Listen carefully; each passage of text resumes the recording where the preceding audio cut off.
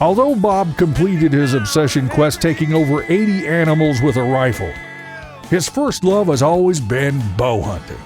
He's teamed up with longtime friend and archery coach Mike Price to help make you a better bow shot.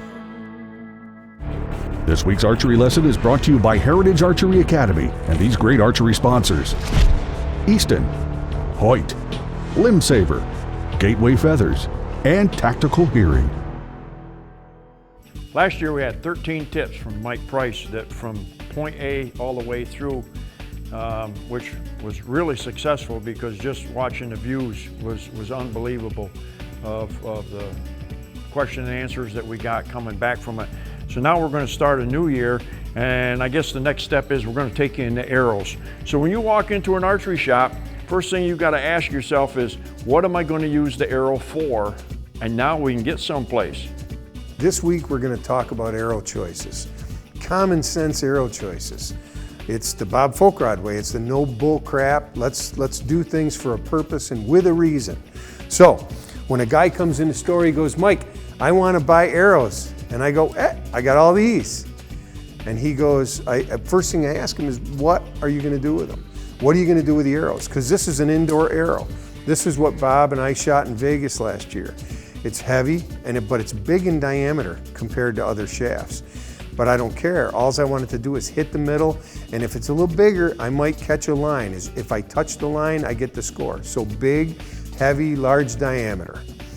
So this is a 3D shaft. This is a 6.9 grain per inch arrow, very, very light. Okay, I've got 90 grains up front. So that's built for 3D. It's flatter than that big heavy arrow. So I can make a little bit of a misjudge on my yardage, but I might still get a 10, so real light. And this is a field shaft. Now this is heavy. This is heavy, similar to my hunting shaft. So, but this is even smaller diameter than my hunting shaft.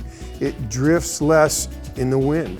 We can shoot this arrow out at 100 yards and have a lot less wind drift than, let's say, this 3D shaft. So less wind drift, a little heavier, it carries farther.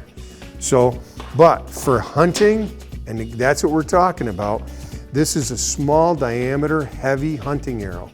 Small diameter, less wind drift. So if it's coming to the animal and it's going sideways because the wind drifts it, it's going to hit the animal and be kicking sideways. The energy's not going forward. So I want that energy going forward so that energy to this arrow passes through, or gives me a better likelihood of passing through the animal.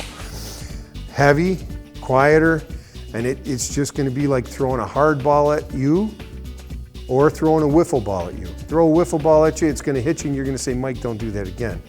Throw a hard ball at you, it's going to come at you a little bit slower because the same guy's throwing it with the same energy, but when it hits you, it's going to hurt you. That's just mass weight. And so this arrow, I can hunt from whitetail, turkey to elk. Buy it once. You can use it for every single occasion.